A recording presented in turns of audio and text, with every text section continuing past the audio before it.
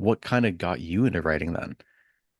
Yeah, so I was in my sophomore year in college, right? And so I had started out going there for a degree in film, Hmm. and I kind of just had this, I feel like it's a pretty common experience in college where you're just like, I don't know what I want to do with my life, kind of a little existential crisis. And so like one weekend,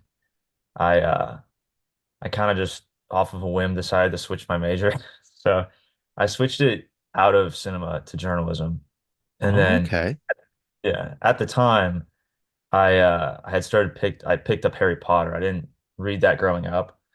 So like reading it for the first time, I was like 19, I think. I just really like I don't know, at that time in my life where like not a lot of stuff was certain, like I got really engrossed in just reading those, and like my roommates complained I spent like too much time in my room just like reading through the whole series. I literally would sit for hours and hours just like going through book Getting by book by lost in book. it. Yeah.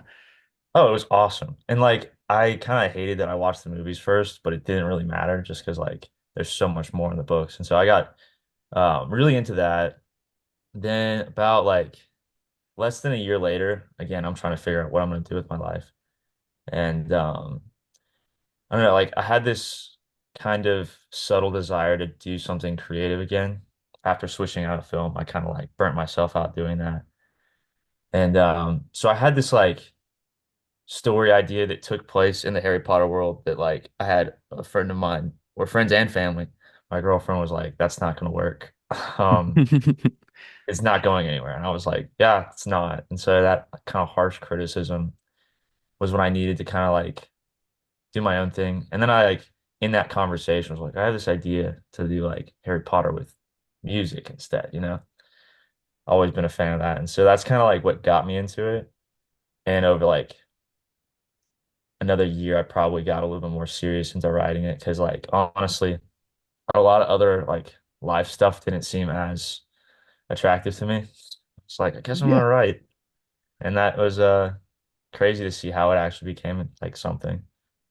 I was wondering about that. You don't talk a whole lot in your content about like how you got into writing, and I was wondering about the road that led you to where you are now, or like where did you go to learn how to write fiction work? Because that's very different from journalism.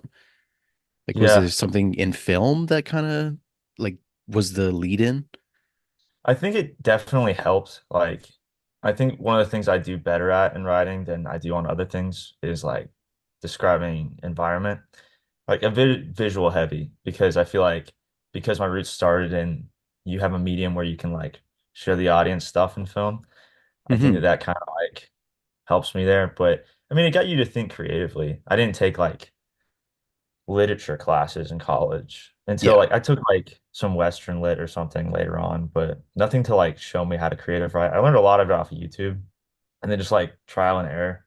Like, man, when I say I really like stumbled my way into writing, it's like I felt like I was like blindfolded this whole time, like fell down a set of stairs and at the bottom I'm writing a book.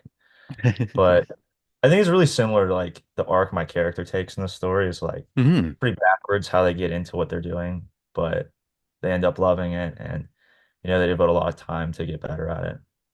Yeah. I saw that like with with Song of the Hidden Stars, the road trip that they take across Canada. Mhm.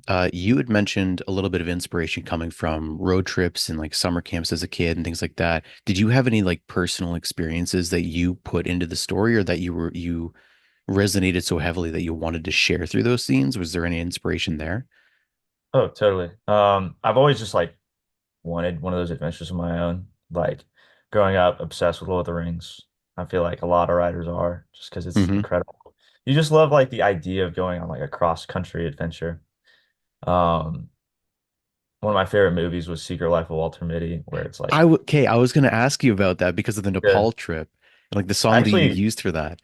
I have the poster right over here from the Do you? movie. That's so Oh, yeah. cool. So I love that movie so much. I resonated with me a lot.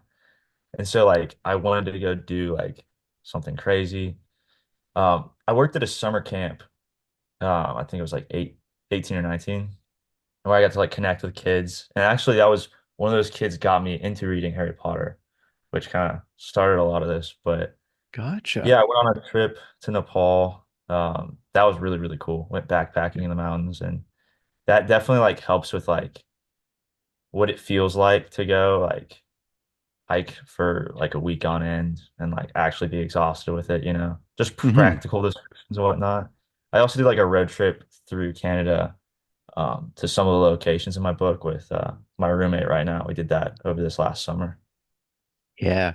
How was Quebec? I saw that you were trying out different types of poutine. Oh, it was so good. Like, I will say we did get this one. It was like lobster poutine in New Brunswick. Was not as good. Even though like it No. was the more expensive one. No, it was shrimp poutine. Yeah, it was shrimp poutine. But yeah, the one we had in Quebec City was incredible. Like I wrote that into the book. I didn't even know what that was before I got there, so it was very cool. It was a crazy trip, dude, though. Like we did like 35 hours of driving in like 4 days. Holy shit. Yeah, like for me, I grew up in Ontario, but my family's originally from Newfoundland, so I would always go like back and forth driving from the East Coast in Ontario. So passing through Quebec, Montreal was my stop for poutine. We would stop in Montreal and then we would just kind of like leg it as far as we could before the sun came down. So that was really cool. So cool. That's so cool. Montreal was awesome. We went there. We stopped there for like probably 4 hours just because we don't have a lot of time. But I would Yeah. love to go back there because it was the food. We had like these sandwiches that were incredible. But like it was such like I'm from America, like where America, Hmm. that's the US. And the cities here were the ones that I've been to, like New York City and even like back home for me, like Orlando. It's not as nice. Like walking through Montreal was just like genuinely quiet.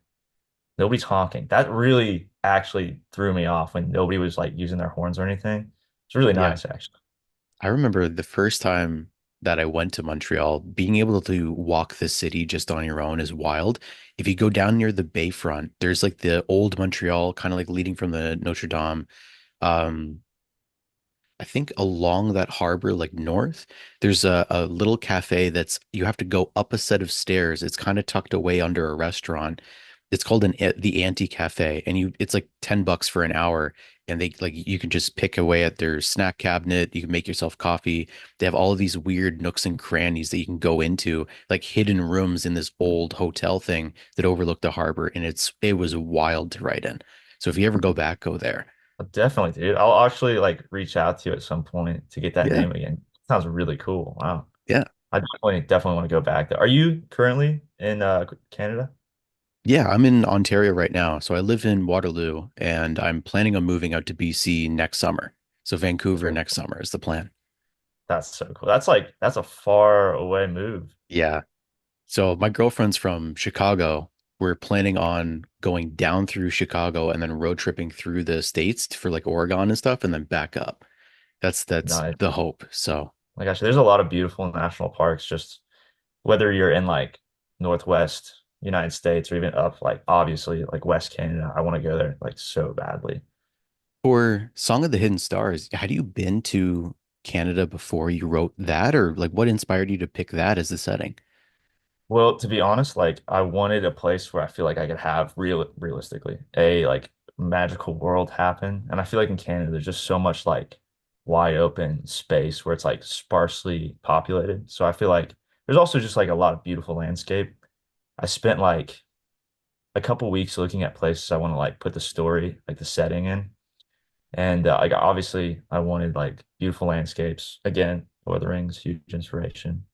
Hmm. But I found a lot of that in Canada, honestly. I mean, like whether you go up north and where it's like there's nobody who lives there. I just like Canada is so vast that like I feel like you could have something happen, like a monster fight. I have one set on Hudson Bay, just because like I never really truly understood how big Hudson Bay was. Like it's Massive. quite literally like almost another ocean, you know?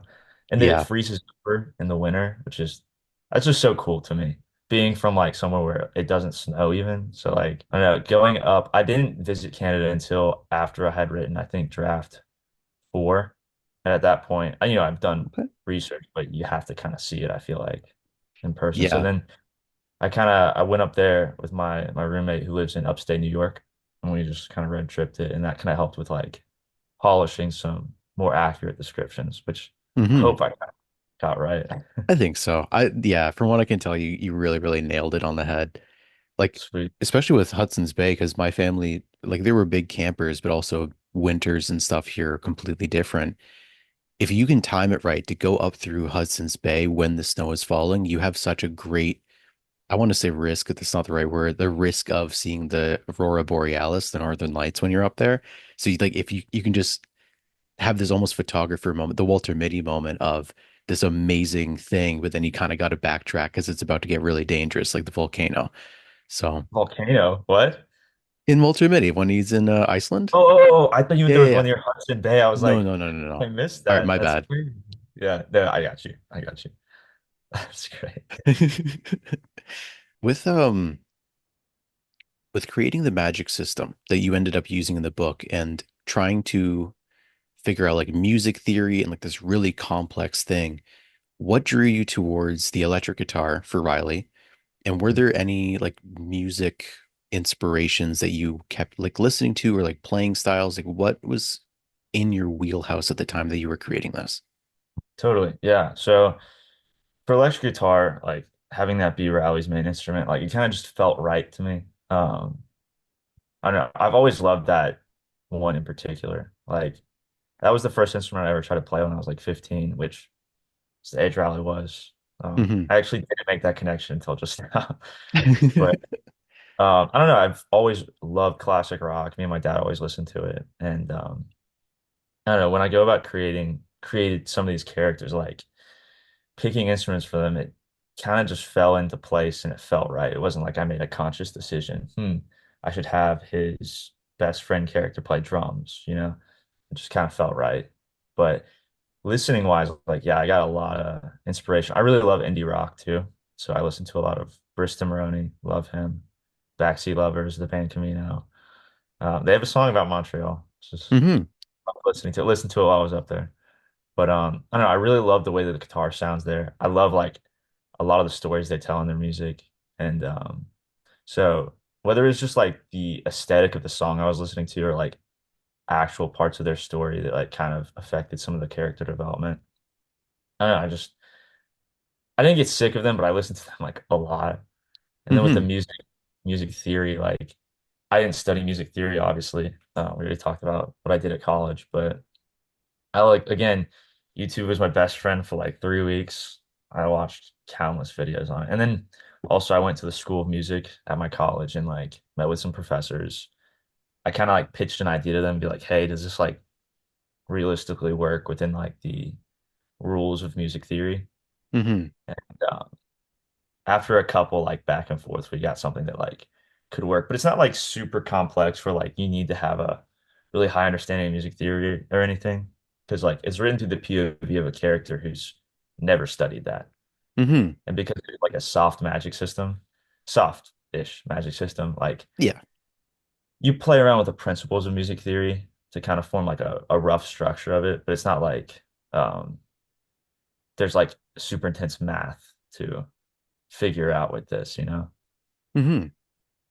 When you were figuring out like the formatting of the book, or maybe this came afterwards, what led you to match your characters with like real life musical counterparts when you were making the playlist and like the QR codes? Like I think of like Wyatt Sprague or Sprague and Greer. Like how did you was what did you like hear the artist and then it like clicked in your brain, or what were you looking for? What was that process?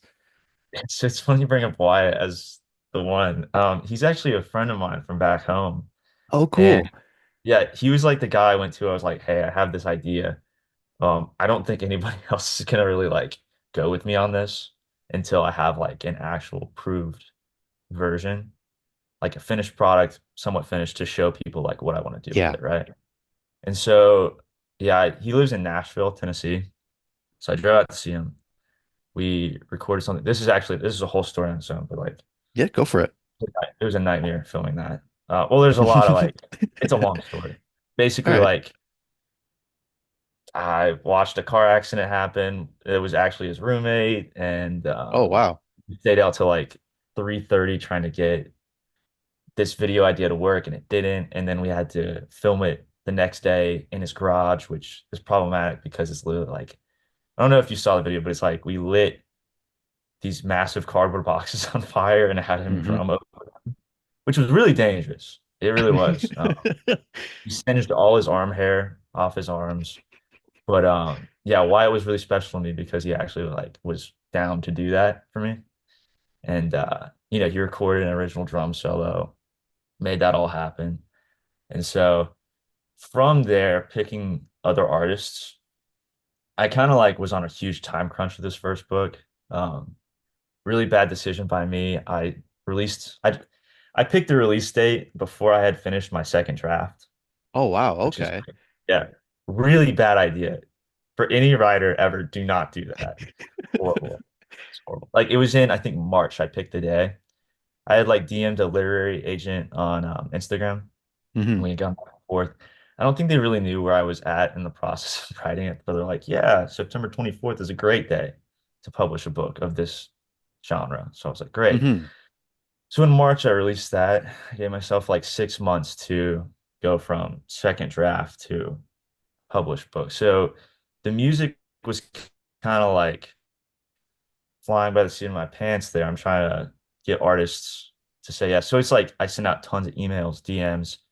I did kind of like have somewhat of choice at the beginning, but near the end, I was like, dude, I'll literally take anybody to play this at this point. But it Hmm. ended up working really well. Like I love all the people who signed on to do their music, and I think they did a really good job. Like Yeah. can't sing their praises high enough, honestly. Even like I listened to a lot of the songs and the audio engineering behind setting the scene through the audio fix and everything like that, but then mixing with like Chopin was really interesting to me. And did you have like a moment where you had to describe how the magic system worked to an audio engineer? Like, was there ever trying to work them through like, no, no, this is how it works? Yeah. So this was a whole other long process where a buddy of mine from college was the audio engineer who did this. His dad taught audio at our college. They got like a whole Okay. studio and everything. Super talented guy. His name's Luke. He actually Hmm. did two of the songs on the track or on the album. He did two of them. But he did all the audio mixing and mastering for that, sound design. And he actually pulled like I think four all-nighters in the course of a week while he's also working too. So it's like it was nuts. I would get like Snapchats from him at 5 in the morning where he's just like staring blank face into the screen.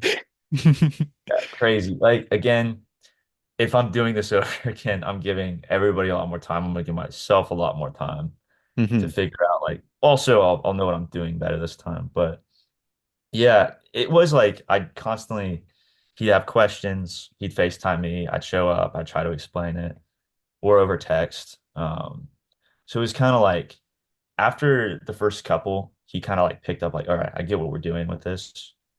But it was kind of funny trying to like describe this kind of stuff, like because it's so intangible, trying to like bring this together and to like convey that to somebody else, Hmm. you know? And so like it took like there was times where I'd be like, and this is kind of weird because like I feel like I'm talking to people like talent wise way out of my league, where I'm like, can you make it like this a little bit more? But I'm using like these layman terms that are like I feel like so goofy asking like Yeah, there was out of this your depth. guy, yeah, there's one guy like who performs at Carnegie Hall sent me like a mock-up of like a classical guitar thing. Tariq Harb, he's crazy, crazy good. But like he sends me this and like I get to decide does this fit like the mental vision I had for it. But then I'm like, hey, can you play faster here? Like it's such like a I feel like a stupid thing to ask, but he was really gracious in taking like that feedback and honestly, like some of his tracks, Tariq's, like unbelievable. They're some of my favorite ones in the whole thing. Yeah, I like even going and exploring new artists like him, like Arnie was one. There's somebody else that I've been like listening to on repeat for the last week, like just finding it through your books playlist Yeah. is they're amazing, amazing musicians. Is It's it really Tisa, cool. the piano player? I think so. Let me see. I know I have it written down. Because Yes. I kind of Yeah. do that too. Yeah. I went through Yeah. phases where I'm like, I hear the music they wrote for mine, then I go and listen to like their whole like group of albums over again, and it's just they're really incredible, very talented Hmm. people. I'm like, When thank you you so much for saying yes. when you were in the crunch time of getting this book ready for the release date, you ended up working with the editor of the Hunger Games. How was that? Like, did you like squeeze that in the last second, or was there any more like I guess like skill gaps between the communication of like, oh, like a little bit here? Oh yeah. So because of my time crunch, like I really could only afford like also she's very expensive. I mean, she's obviously can charge that. She's the editor of the Hunger Hmm. Games. And other like the Golden Compass series, just like she worked on some crazy stuff.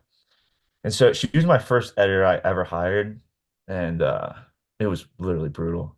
But I had paid her to basically read through the whole thing, give me like a detailed list of stuff to change, what she thought, and all this stuff. She did developmental editing for me. And yeah, so she took about like a week and a half, a really quick turnaround time, gave it back to me. And we had like a Zoom call where she essentially was like, I didn't understand half of this book. Like I got lost through most of it. And Ooh. yeah, she's like, yeah, she pretty she like ripped it apart. I was like, dang. Which it was so necessary. Like, and it Hmm. made the book like immeasurably better. Because after that, I spent like 72 hours the next week just locked in my room trying to like fix everything. Hmm. And it was literally like I felt like I was going crazy. Like I was dreaming about the actual story. Like it was just nonstop. And then like 3 hours after I finished to send it off to like beta readers, I went on a plane to go to New York to do the Canada trip. So it was just like an exhausting 2 weeks. Back to But back, yeah. literally, but yeah, it was really like crazy, like because you submit pieces of your own work to the editors, like when you pitch them, like, hey, do you want to work on this project?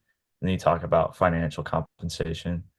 But so I was like, hey, this is a huge name. It would be good for like the branding of the book, even obviously would Hmm. make the story. So I just sent it off to her. I sent it off to a bunch of editors and she liked what she read. And then yeah, I just again, it being my first editor ever, like it was a really, really interesting experience for me. It was again like a little hard because it's like the first person I ever shared any of the writing with. And so just hearing all the critical feedback, which it's something you have to hear and it makes it better. You can't really take it personally, but it's hard not to at first, but almost using a little bit of that to motivate you to like make it better too. Hmm. So that was like, yes, I can't take it personally, but you can also use that to motivate you to finish something that's really a difficult challenge given the amount of time you're given. Hmm. Yeah. You had a lot of inspirations for this work, like even like motivations. And I remember one that I watched you talk about a little bit was Heath Ledger for Riley, but specifically like the 90s era, like vintage feel. Is there like a specific movie or was it just like a vibe? How did that come Yeah. about? No, so one of my favorite movies actually is A Knight's Tale. I don't know if you've ever seen it. Yep, a I lot. love that movie. I love that he impersonates somebody he's not, and he's just completely out of his league, and he just kind of gets through problems by like running his like head first through a wall, you know? I like I really resonated with that character a lot. I just like, you see movies or books or TV shows where like you feel like I get that character. I feel like we share a lot of similarities, right? And so that's a big reason we like those stories, is that deep connection we have to those people. So I feel like that story, I always love those aspects of him. And Hmm. I know when I go to write it into a book, like Brandon Sanderson is big on picking like tropes and genres from other stories and using them in your own and new creative Hmm. ways. Kind of like a chef will take ingredients and mix them together to make something new. Yeah. So that was one of the ingredients I chose to like mix into my story is a character who's like somebody who's not cut out for what he's asked of by everybody else, but he kind of, like I said, like kind of stumbles his way. into success and into like actually developing skills. And Hmm. so, again, it very much felt like me writing this book where I'm like, I feel like I'm impersonating a writer almost. And like now that I have like a social media following who's interested in the idea, I gotta, live up to that and make it good. And I can do that through, rushing an entire novel and like or the greater part of an entire novel in like 6 months. So it was Hmm. that character definitely influenced Riley a lot. A lot of it worked out in your favor, like the development timelines and being forced to adapt quickly, but also knowing where your North Star was placed with like where you wanted to place the scenes in Canada or how Riley like his character development happened or how he adapts to the new world that he's thrown into or then all of the characters and how they talk to each other and like that kind of interplay as this journey happens when you released the book, Song of the Hidden Stars debuted as number one release on Amazon. It was above J.K. Rowling, and now I just checked the other day, it settled right beside Rick Riordan's latest Percy Jackson release. So, how did it feel from being like a fan in the beginning part of your story, and then now you're seeing Riley Taylor right beside Harry Potter and Percy Jackson? Well, I'm gonna be transparent with you. Like, it's not to that level of success, obviously. Hmm. I think it peaked up there for like a day, but it was It incredible was to see it cool. up there. It's very cool. I have to like give the credit to all the people who follow me on Instagram, who like also like my family and friends who support me there. But yeah, Hmm. I mean, it's really easy to feel that imposter syndrome where you're like, I don't know, I'm not supposed to be up there, or I don't know. It's come to a point though where it's like so much has happened through this process where it's like hard to actually process some of this stuff. Like I know like after my release day, I kind of just like after I went to bed that night, I kind of just sat in my bed. I'm like, all right, let's try to like actually make this feel real because I was so obsessed with getting all this stuff done. And at the time, the soundtrack wasn't finished yet, so I was also kind of preoccupied with trying to get that done. But Hmm. I think it's still like I'm still kind of understanding it now, like still processing it as I look to like hopefully do a book too. I've been working on it recently. But yeah, like level of success wise, I mean, I think it had a great start and I like hope that it continues to kind of snowball. I would love to make this into like at least a temporary career at the moment, hopefully like Hmm. support myself off of it. But there's a lot of like financial stuff where a lot of stuff still needs to happen for that to be possible. Hmm. Even for like for a self-published debut, it did do exceptionally well. But you're also planning for five books in the series, I think. Just like a rough estimate, kind of sorta. Is there Yeah, like any? I don't know where it goes after book three. I have a general idea of the whole course of the story, but like detailed plans after book three, it's kind of like I know generally what happens. I think it would be a Mhm. five or six, hopefully. Yeah. Yeah. Are there any plans through that process for like traditional publishing, like going after Macmillan or anything like that? Oh, I mean, like I would totally be open to that. Having a little bit more security would be great. Also, like having some professional help was like kind of like the idea of it's kind of foreign right now, but like I could see it being extremely helpful because I don't Hmm. have obviously all the connections publishing houses have. Like Yeah. small bookstores are less likely to stock my book than if Hmm. I was with traditional. So I've talked to like potentially I've talked to one person about getting an agent who's connected enough to get me an agent and then like workshopping or sending off like book two manuscript to some publishers. I definitely want to like keep that on the horizon, but right now I gotta like get the manuscript in good enough order that like somebody would actually take it at this point. Hmm. There's, I mean, a lot of legwork to get from here to there, but I think for the momentum that you've built up for yourself, I think you're definitely gonna get after it. One of the goals that you Yeah. mentioned was to make the people of your generation read again. And then you also talk about, I want my book to be able to be read by 12-year-olds or 22-year-olds. And if somebody came up to you and they said that they haven't read since middle school and they want to pick it up again, where would you tell them to start? Well, that's a great question. Yeah, I mean like yes to all the stuff you said. Honestly, I would probably get them started on like a Harry Potter. I feel like, Percy Jackson, I love it, but I feel like Harry Potter maybe is a little bit more, for lack of a better word, mature. I think that Percy Jackson's a little goofy and a fun, like Hmm. I've enjoyed reading it as a 22-year-old. But I think just to get started, I think that Rowling's writing style or prose is like really nice to read. That's where I would start. I really like the Earthsea series. I feel like that's another Mm. great place. I don't know if you've ever read that, but I Yeah, love Le Ursula. Guin is incredible.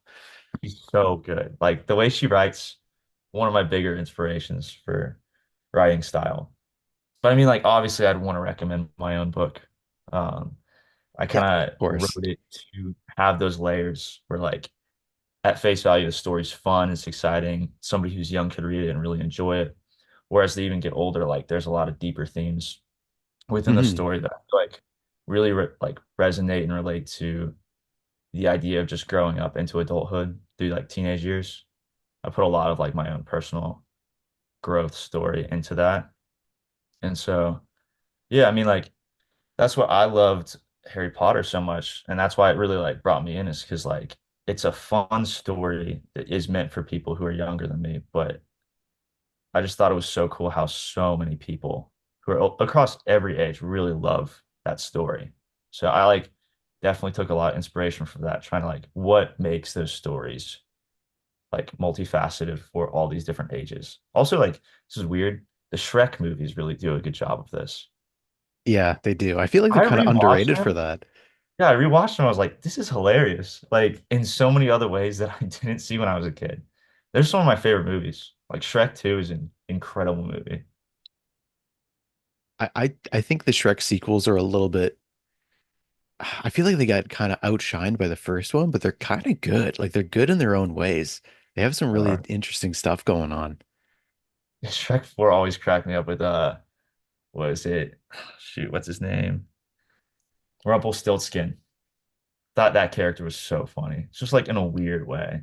I really liked it. Do you think about like antagonists or main villains like as inspirations, inspirations from that into what you're writing in your stories? Like, do you think about that at all?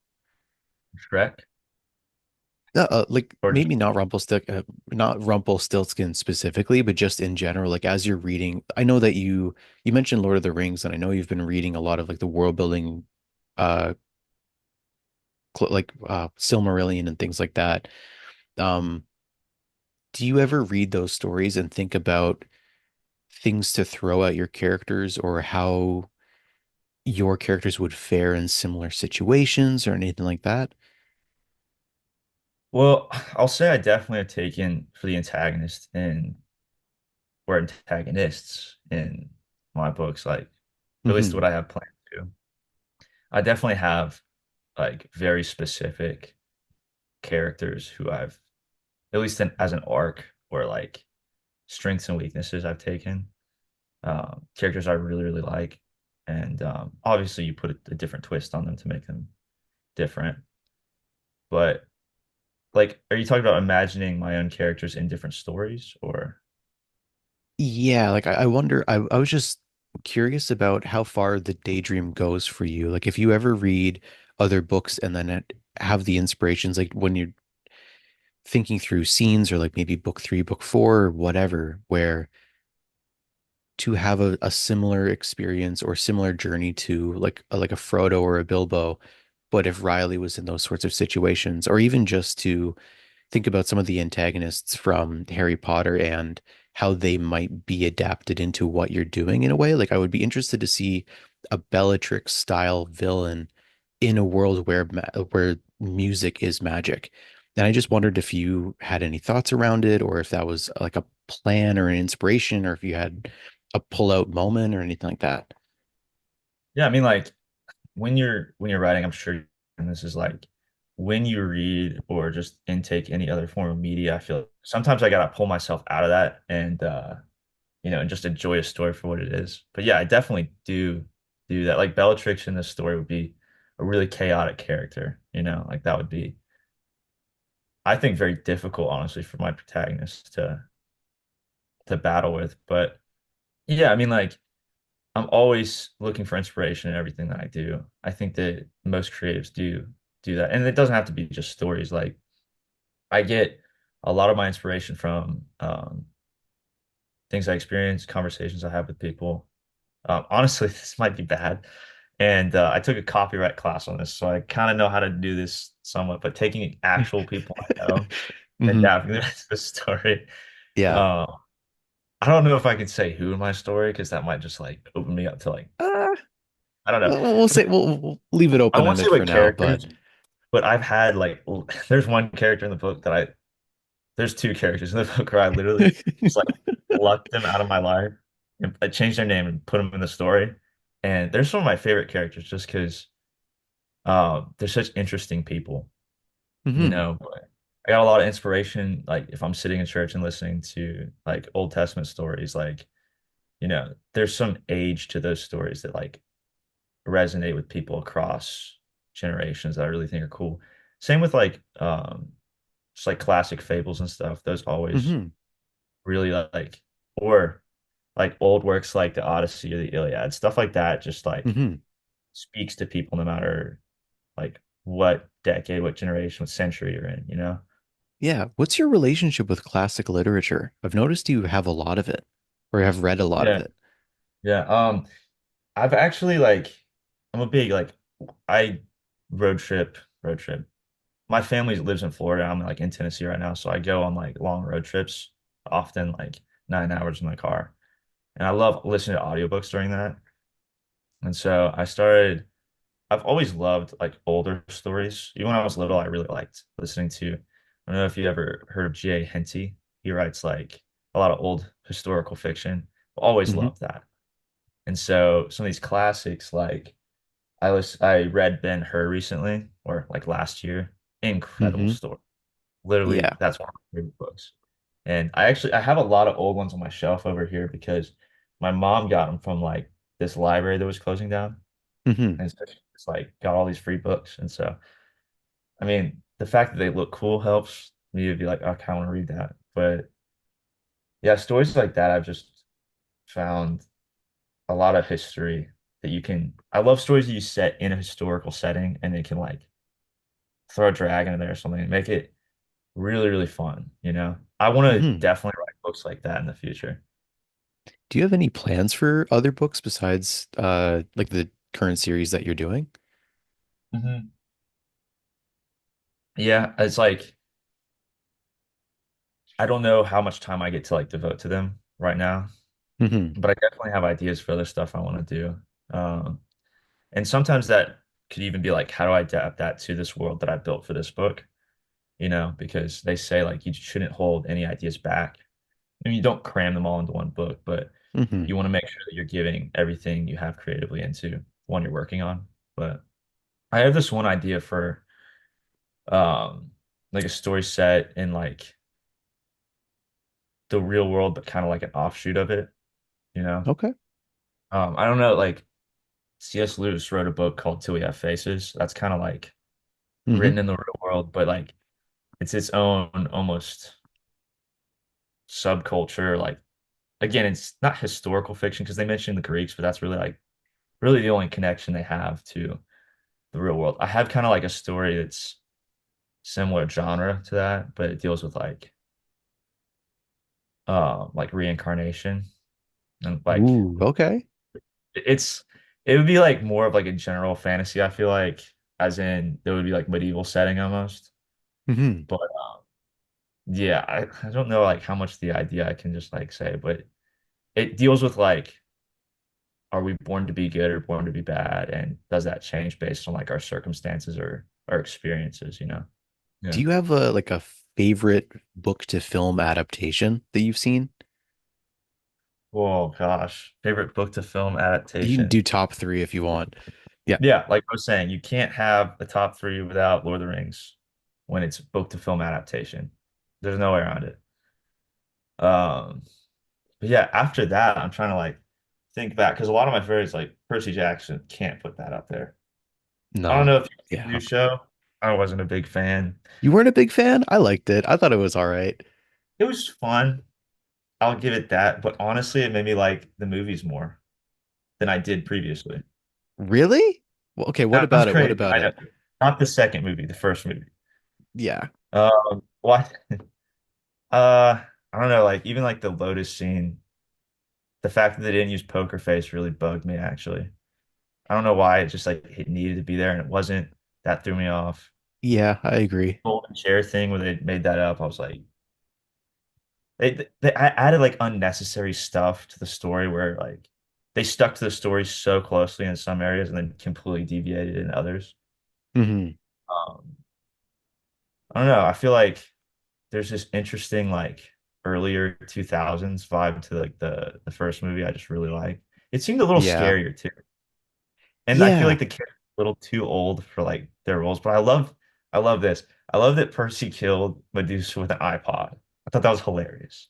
That was Very always clever. like from the first movie, that was my favorite scene. Like I don't know why, like the cinematic feel of it, like it was exactly what I was imagining when I was reading the book. It just hit it. It got it.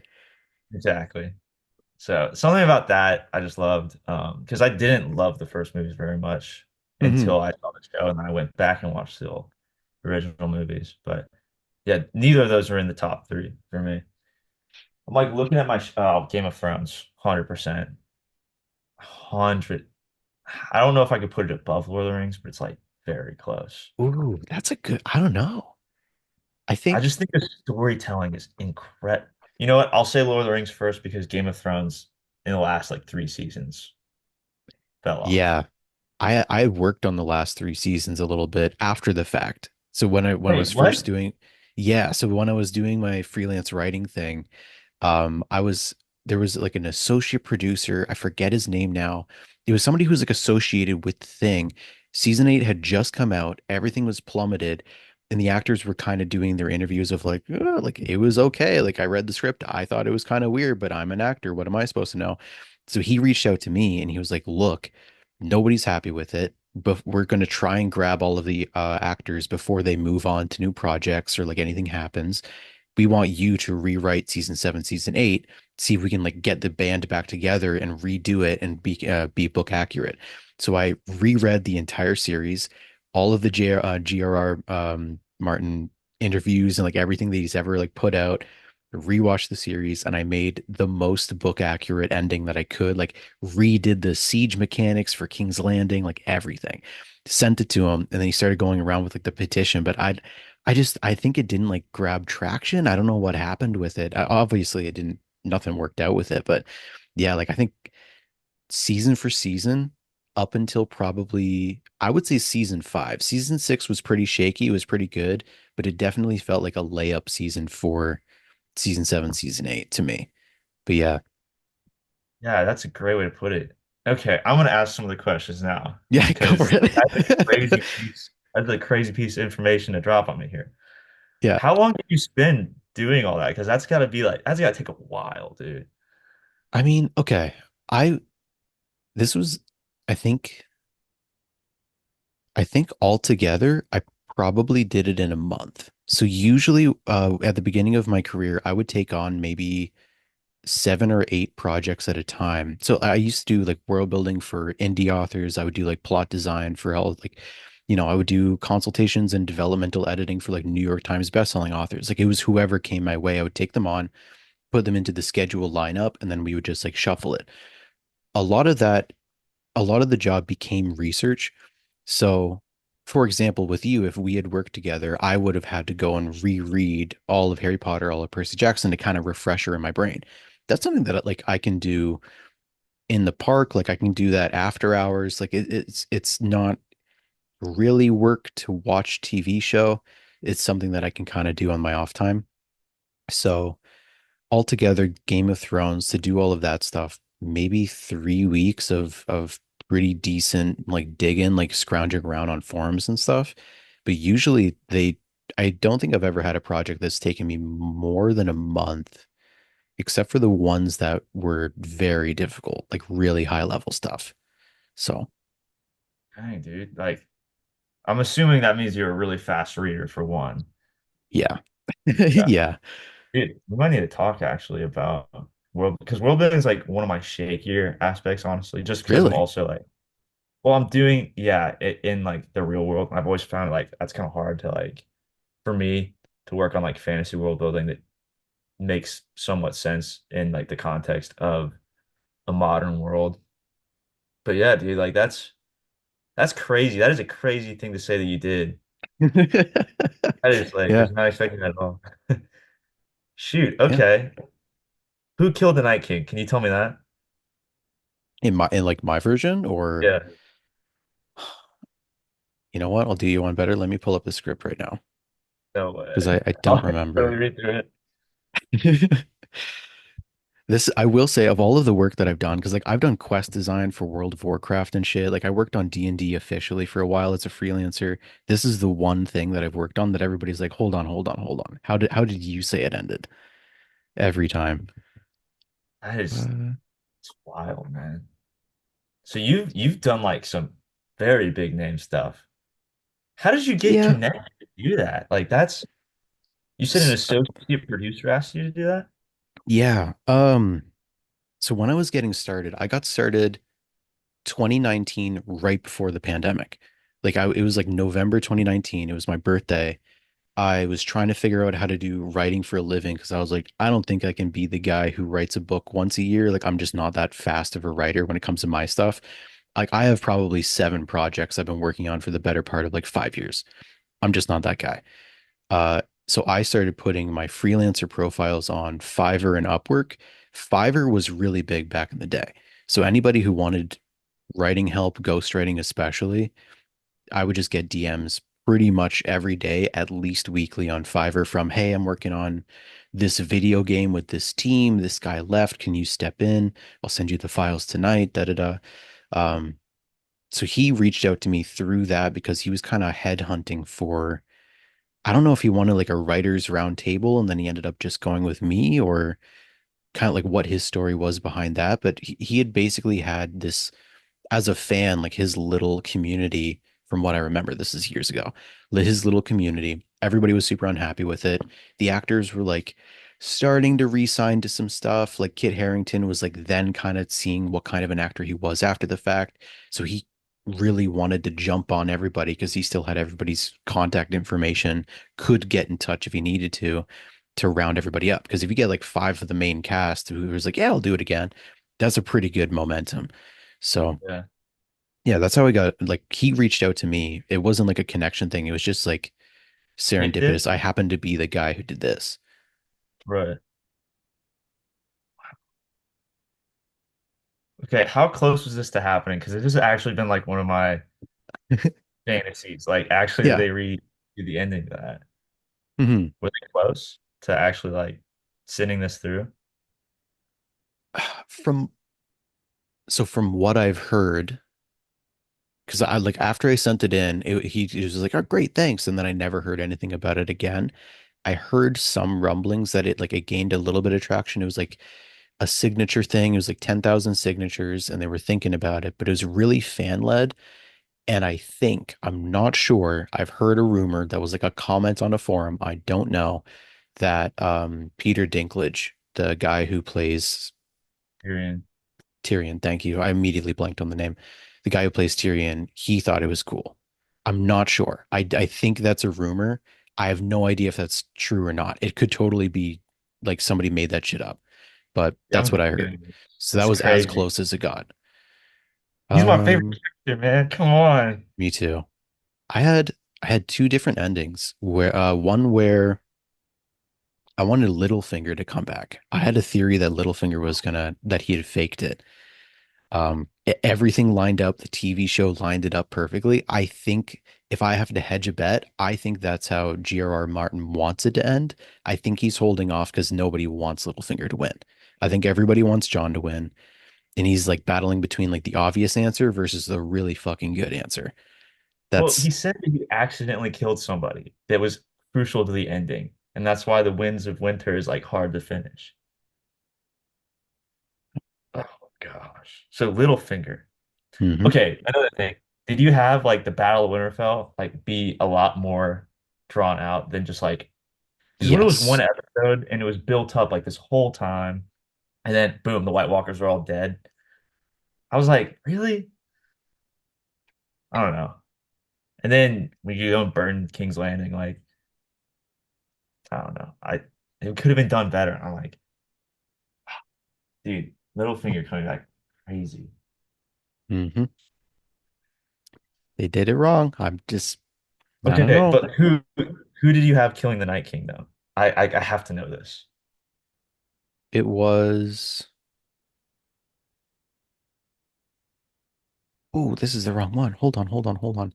Because I think I had it that I think he got to King's Landing in my version. I think he won Winterfell because I didn't like it felt like he was like really last second the way that Arya did it, and I fucking hated it. Yeah. Um, Yep. Also, I'm on the edge of my seat here, man. Yeah, he should have got the King's Landing. yeah, Like I the thought first that big battle they get destroyed in. Does that mean everybody at Winterfell died? for the most part, I think I had it because the Tomb of Winterfell goes very, very deep under the earth. That's something that in the books, like it is kilometers and kilometers. It's like do you know about the Stonehenge burial site? I just know that there's Okay. Stonehenge in it. Yeah. I did archaeology in university, so I kind of got the once over of a lot of sites. So with Stonehenge in Britain, it was meant to be a burial or ceremony site, and underneath there are 21.7 kilometers of tunnels that are all tomb structures that run out like spider webs from Stonehenge for burials of druids and like old like priests and stuff like that. That was kind of how Winterfell was designed. It was placed on top of a ancient king tomb because of Bran the Builder, their ancestor. So Right, right. that was like his honoring place. So it ran super, super deep. When Tyrion was trying to escape, like behind the crypt or whatever, that was how everybody got out through the tunnel. It was completely lost, but uh I might have to Wow. send it to you after. I'm not sure. I can send you the full thing if you Dude, want. I would really love that. That would be so good for me. Yeah, Yeah, because I might be like 40 by the time Martin finishes it. He makes me probably dead. Dude, that's so sick. I've never read fan fiction before, admittedly. And I know that this is not that. it might, I yeah, didn't it mean to pretty like much is. it's No, not. no. This is a lot bigger than that. It's a good way of Uh looking at it. I've never thought about it, but it oh, I fits. don't want to I don't want to like dishonor what you did with that title because I feel like what you did is like No. definitely, you were asked to do this by people who work on the show. So Hmm. Yeah, alternate that was ending. cool. That's crazy, man. That is so crazy. I want to like make this about you now in Game of Thrones. Okay, here, I'll read it out for you. While the army of the dead advances, Jon and Daenerys take flight on their dragons against the Night King on the undead Viserion. They need to distract the dragon and the Night King so they can't focus on the battle below. Similar to the battle above God's Eye, they are locked in an intense dogfight, circling around each other.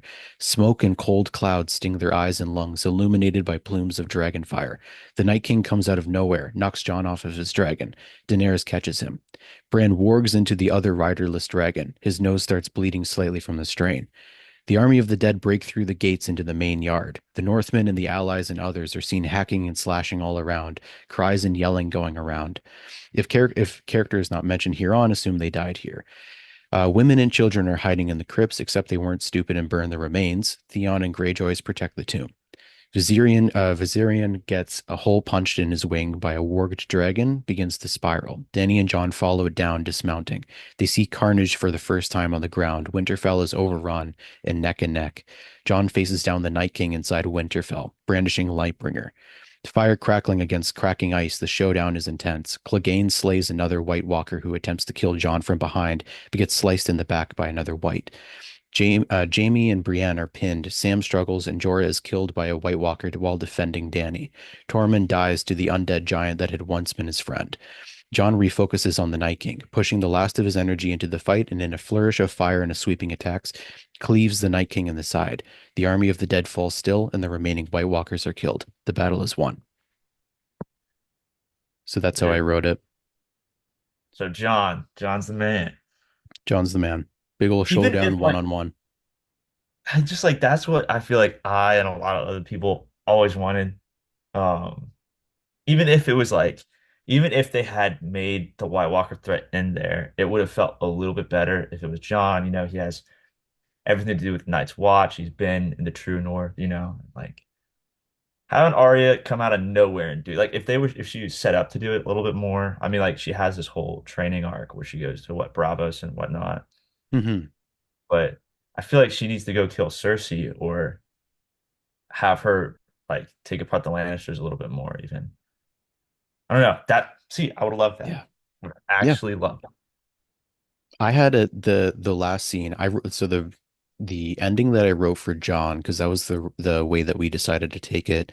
This is in Winterfell. The siege is happening kind of similar to how the show currently is. They break into the hall, and Jon stops Daenerys before she kills Cersei. In the moment of hesitation, Cersei picks up a broken piece of glass and stabs her in the side. Dany gasps and falls, and Jon kills Cersei, looking in horror. He holds Dany as she dies, apologizing to one another.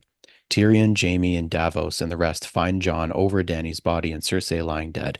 The battle is won. Jon stands, sword in hand, and with the throne in the background. They each bow, starting with Tyrion. Jon is crowned. Oh, the Yeah. bastard gets around. Ah, dude. Oh, yeah. I just like there was one other thing I was gonna bring up about that last. So you went all the way to the end of season 8 with the thing you wrote. Yep. Yeah, so John doesn't go back to the wall. I just think it's also like cool how his father didn't want the throne and Ned came in. I think it was Littlefinger or Varys who like you can have the throne if you want it. He doesn't want it, obviously. Um, I just think it's like kind of cool that his descendant is also given that opportunity. He doesn't want it really, but he Hmm. does it. I don't know. I just love that. It's so good. You Austin, gotta, I I want to wish that rewatch it this. now. I wish I know. I'm doing it right now. I'm in season 3. That's sick. That's cool. Me and my roommate have like a bond over it. He showed me it for the first time 2 years ago. Hmm. Sucked though. He started with showing me the Battle of the Bastards because I was like, I'm not watching this show. I don't really care that much. Then we started watching and I don't know. I was like one of the closest bonds our friendship got was Yeah. that's so good. I gotta tell him about this too. Might make him Yeah. angry though, how close we were to getting the better ending. Dang man. Yeah. We'll see. I mean, I feel like if Martin himself kind of like writes it better, writes it similar, I could see them kind of coming back for, a hallelujah. Do you think everybody will be too old though at that point to play their characters? Yeah. I think so. I think it'll also be kind of tongue in cheek. Like I don't think it'll really matter because everybody's so moved on from Game of Thrones. Like I feel like even if everybody is visibly like 10 years older than they were when season 6, season 7 happened or something like that, I feel like people could kind of put it aside. There's not going to be many people who are going to watch season 1 to season 8 the rest of time the way that they meant it to, you know? Yeah, yeah. Also having two endings, does that like affect the legacy of Game of Thrones? You know? I could also like, do you really think Martin's gonna finish the series in 10 years? I think he's finished it. I think here's another conversation that I've had with a lot of people. A lot of New York Times bestselling authors, and I'm using that just as a colloquial for like people at the top, they use ghostwriters a lot. A lot of them are that good. And like, so distinction, Stephen King, he is that bitch. He is really fucking fast at writing. He always has been. It's weird. It's uncanny. It's strange. Yeah. For somebody like, he Oh, wrote, has like 100 books. He has like the entire yeah. bay at a bookstore. He's probably Yeah. has 3 or 4 ghostwriters. His style and his voice are really easy to replicate. He has so many stories he cannot actually remember characters and things that he's written about. He's just like, yeah, at a certain point, you're a 56-year-old dude who has made $100 million. You're gonna be on a beach somewhere, just hire the you're gonna hire a ghostwriter and be like, no, it was me the entire time. It's cool. It's fine. I think That's for him, so disingenuous. Like, mhm, I don't know. it's weird.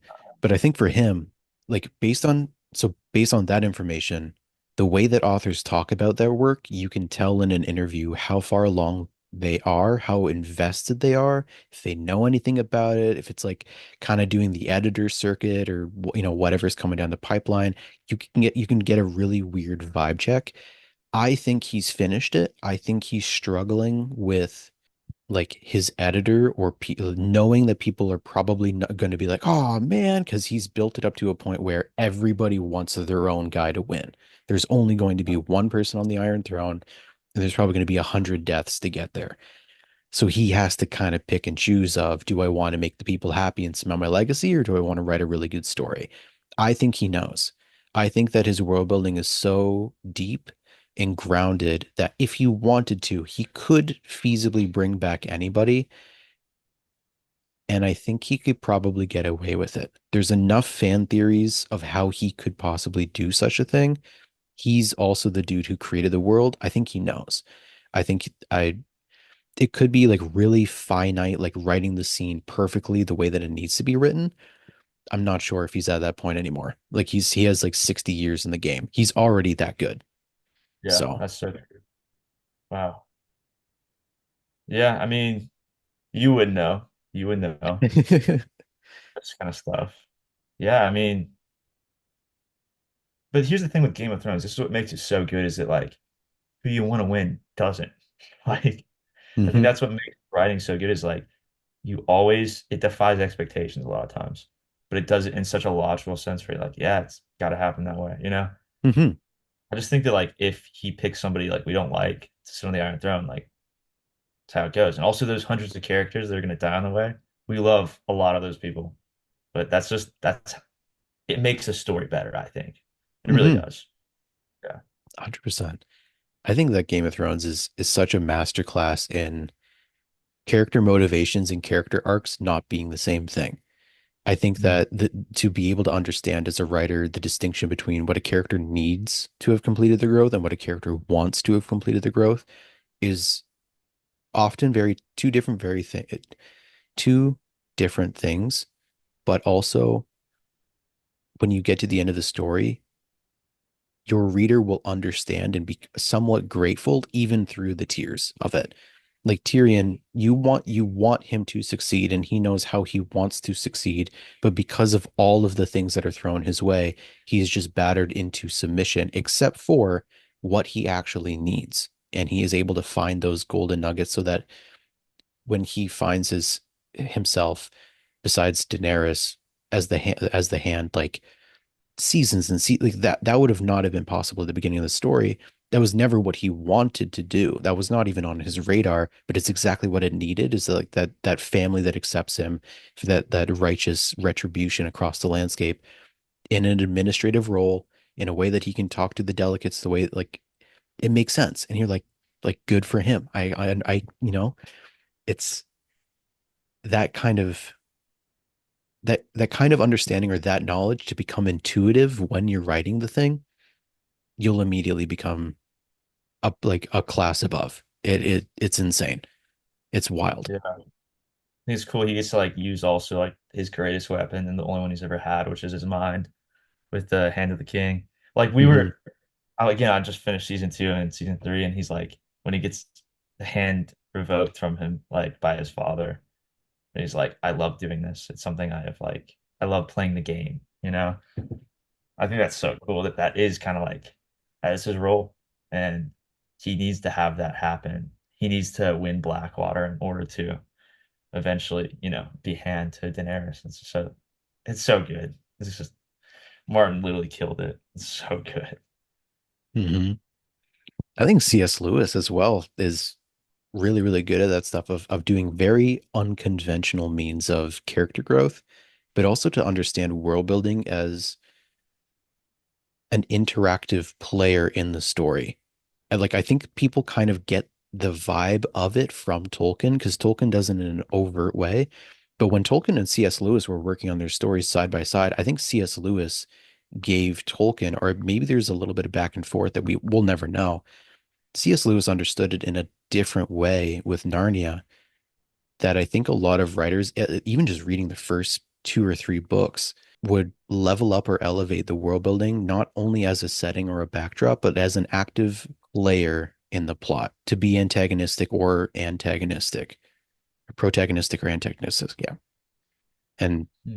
that again, like his understanding of characters and character ideals and where a character needs to be for the world to make sense. Incredible. So Are good. you referring to like Chronicles of Narnia or Yeah. some of the? Yeah. Yeah, no, I love C.S. Lewis. Grew up reading him. Uh, I read the whole thing recently. It's just, what's your favorite book out of that series? I think honestly, soft spot for Prince Caspian. Yeah. I think that Yeah, one, it's a good one. it always gets I'm a me. big There's, magician tattoo. I love like the yeah, whole rings and like the whole world with all the pools and whatever that leads to all the other worlds. I thought that was really cool. But right? Caspian, yeah, Yeah, totally. exactly what I'm talking about. That's like you could only perceive that in like a way of like Minds of Moria, but the way that he writes it to be such a thing that like there's some things that he'll mention in the Chronicles of Narnia that he touches on and then leaves. And like that could have been an entire book series in of itself if he ran with that. The way that Yeah. I like it. I don't know. I think it's cool. Do you think that makes the like the world deeper though, if you have that kind of stuff? Yes and no.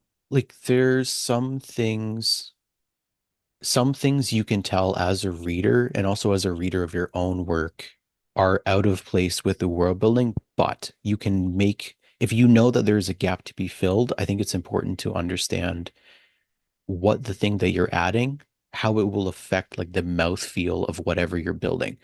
So, I mean, we'll go back to Game of Thrones, like the ice wall and everything in the north. Yeah. The amount of mystery that surrounds that is important for the mystery of Westeros as a whole. There's a lot of things that feel kind of ancient and forgotten through everything. There's a tomb of dragon skulls under King's Landing. That's fucking weird. Like in they touch on that in like season two, and it's like foreshadowing, but they don't cover it fully. Like there's no full story there. I think that in like the north, like with the giants and things like that, like there's a deeper story to be told that is not what this story is about. And so it lends this gravitas to the whole of it. You know, Yeah. there are weird things in the ocean of, the Game of Thrones world. We only really experience them through the Greyjoys. Like that like there's this a level of separation where for them it makes sense. That's not for us. And that I think gives it a really, really great depth. If you were to just throw that in to a story, like if you were like my world building isn't cool enough, I have to have, some weird mystical dragon thing that's like lying at the bottom of the sea. That might not be the story for that idea. Like that, like the fact that it's just there and doesn't move becomes a little bit of a Chekhov's gun, where Yeah. you feel like you're missing out on something that never happened, and it takes away from the story that you're writing. But like one of my favorite tropes when there's like an adventure movie like Journey to the Center of the Earth or something like that. I think Pacific Rim did it as well, like sunken cities that the characters have to like escape through and like never touched on. It's like a very like archeolo maybe it's the archaeologist in me, but that is never touched on. It lends a there were adventurers and explorers here before that we will never think about or talk to. Indiana Jones does well. Um, and like that lends a very, very nice, I don't know, like it ends like a little bit of something to the story that I like. I'm not sure how to put it into words right now, but Right. No, I get you. Like when like for instance Game of Thrones or Lord of the Rings or any of these like, fantasy stories, like I think it's kind of cool that they choose the certain time across that history to have the story take place. Because Lord of the Rings, it's like the Third Age, Game of Thrones, it's after a ton of stuff already happens. And having a lot of that age really, I feel like, makes the world feel more rich and real because it has their own sort of history that you can see through a bunch of different ways. But like you said, it's not like what the story's specifically about. But like to go back to the mouthfeel part, like one of my favorite parts about, or I think one of the most important parts that I find in stories is having like a strong feel. Because there's certain feels I feel like across stories that like are specific to that one. And I feel like that's why a lot of people like it because they make them feel that way. When I read Harry Potter, I feel like there's a very specific feels like autumn, right? Makes me want to like sit down, have some like Hmm. apple cider or something, you know? And I love that. Like I think of gray weather and like Yeah. it's changing, you know, and like stone castles. I love that. And that's something like I've really tried to focus on is like what kind of feel do I want and how do I establish that to make it Hmm. unique? Yeah. Yeah. That exactly. I just thought of this. Thank you for reminding me. I wrote an essay. It might be available online. I have no idea. Butterbeer and Harry Potter is a masterclass in great micro world building. For everything that Butterbeer does in the written series and in the movies, it accomplishes exactly that. Because to just have cider, the implication of it is it is fall-like, but it is somewhat alienistic because the world is so magical and so estranged from the normal that to have butterbeer, it's like oh, of course they do, that makes sense. But it's like the replacement. And then also the relationship between like the highlight for you to go into Hogsmeade, the village, Yeah. um, to go into Hogsmeade as soon as you're a second year and you're like of age is because you get to have butterbeer. It's great. Like people will try and sneak back butterbeer to the point where the teachers had to put laws in place to stop them from smuggling in butterbeer because Hogwarts also has their own butterbeer supply from different than Hogsmeade. Now there's a battle between the two. It's the one thing that like people who have graduated Hogwarts 30 years ago, it's like, did you get to Hogsmeade for the butterbeer? That connection, that like the alumni feel, it adds such a weird, she only, I think like total maybe 6 or 7 sentences in the whole series that she touches on butterbeer, but every time she does it's about something like that you're Yeah. like, ah, that makes sense. It's a mini story in of itself that lends this like cohesiveness to what she built. It Yeah. like that I think is great world building, more so Yeah. than No. Grindelwald or anything like that. Yeah. I kind of got lost on some of the Grindelwald stuff with like the whole Hmm. fantastic. Yeah. That's another kind of like, what is it, a prequel? I'm kind of like, Hmm. I don't know. I wasn't Yeah. the biggest. Um, Also, you know that they're doing the whole thing over again with I think it's Are HBO is they? doing. Yeah, they're Ooh. doing the exact series over again with different actors. I'm kind of like, why? Why are we doing that? I don't think they need to. I think they got it right the first time. Like I remember seeing like Half-Blood Prince in theaters because I'm that fucking old, and like it was great. It was awesome. Yeah, no, I mean, it just those movies also have like they're almost a part of our like culture at this point, you know, and Yeah. like to remake them and have them, they're gonna be different. I mean, like they say they're gonna Hmm. include stuff from the books. Again, it's just not. I don't know. I don't really want that. And I'm not like it's gonna suck. You know, I don't want it or Hmm. anything. But like, I just love the originals that much. Where I'm like, I just don't want it to detract from what we already have, having two of the exact same thing. You know. Hmm. So, Exactly. uh, House of Dragon, on the other hand, I really liked. I'm really Hmm. enjoying. There's ways to do it right. Yeah. I think if you're going to do a prequel, you should do something like The Hobbit or alternatively like something like The Silmarillion. Like you should be either expanding your world building or you should be highlighting an adventure that was a precursor to what you did. I think like Brandon Sanderson with his Mistborn trilogy has a great setup for that stuff. He doesn't need to, but if he did, it would be genuinely really interesting to see some of the, tales and stories from before. Yeah, yeah. From like, I've started reading Mistborn. I'm not super far into it, but you know, I can already feel the world building. Also, it's because like that's one of the things he's known for. I feel like Hmm. across the writing community is that. Are you a big Sanderson fan? Being like really involved? Recently. Okay. Yeah, I've read. So my first Brandon Sanderson was Steelheart, his like superhero trilogy that he did for YA. I liked that a lot. I thought that was a really cool take on superhero stuff. I read Mistborn this past summer for the first time, the trilogy back to back as an audiobook. It's probably my favorite of all time. It's so good. I feel like I the gotta get more that on he adds to the story, the more that you that. read, it just everything. It's crazy. It's so good.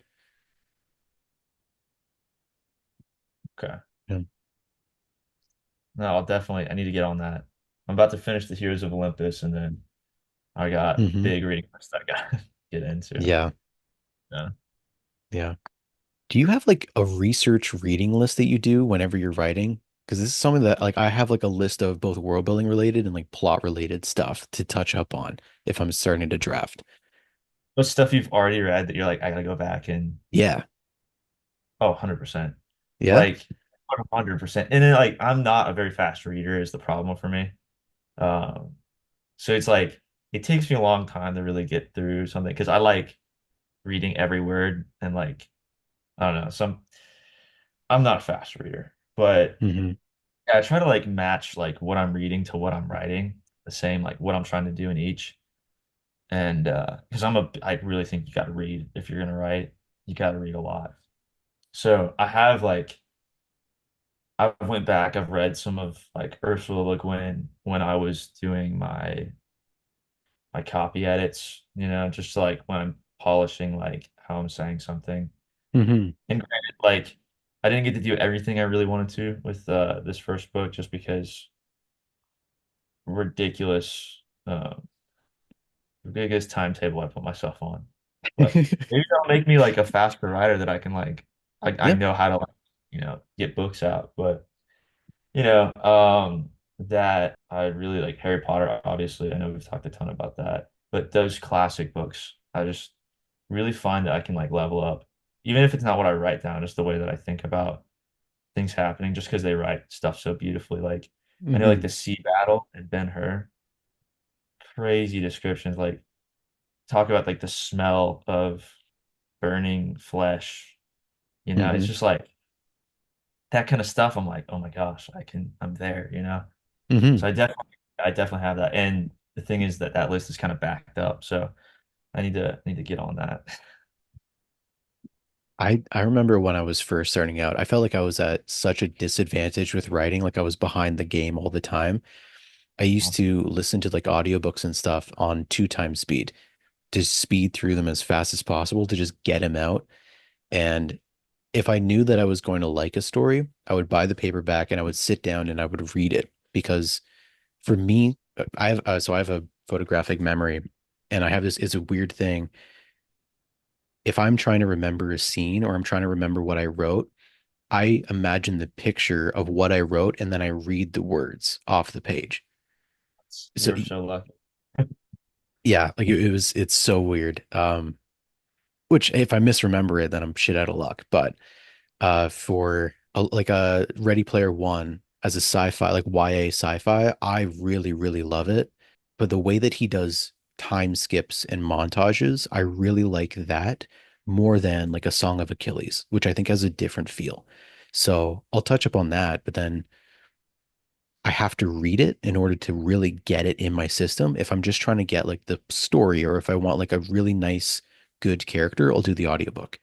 Um, like if I'm looking for like character inspirations or if I'm just kind of like messing around on world building ideas or something like that, I'll usually do that or like YouTube videos or the movie version. I'll settle for it's whatever. It's the same idea. So, Right. Okay. Yeah. No, I like that. I like that a lot. how many coffees are you at this day today so far? That's the problem. I haven't. I've been doing Ooh, like black tea in the morning and then I'll do okay. a coffee in the afternoon because I'm trying to like limit myself a little bit. You know, coffee on a budget. But so I'm Hmm. like, I'll probably once we're done, I'll probably get a coffee and then go to, outline the next book. I have like some fun ideas, but again, I kind of like what we've talked about makes me want to like involve the world building more in what I'm doing because like it's so important, but it's Hmm. kind of like if we talk about like stuff that you're good at writing, I feel like world building's lower down my list. And Hmm. so like I just feel like I need to maybe like in writing they talk about like this triangle where it's theme in the middle, you got like conflict, character, or plot character setting, which is also Hmm. world building. And so like you want that to be balanced, and I feel like plot and character I devote a lot of time to, and so I need to Hmm. like integrate my setting into it a little bit more. I'm kind Yeah, of the opposite. I usually world build a story first, and then a plot pops up through that, and then I understand the character, like the type of guy who would do some shit like that. And then that's right. kind of how I get around a character. So I do like the opposite end of the triangle. That's probably the better way to do it, to be honest, because I feel like you want your setting to inform other stuff that happens. It makes it feel more real, in my opinion. Hmm. This is just also part of my growing journey where I'm like, I know what I want to happen, and then I gotta Yeah. make it like sense.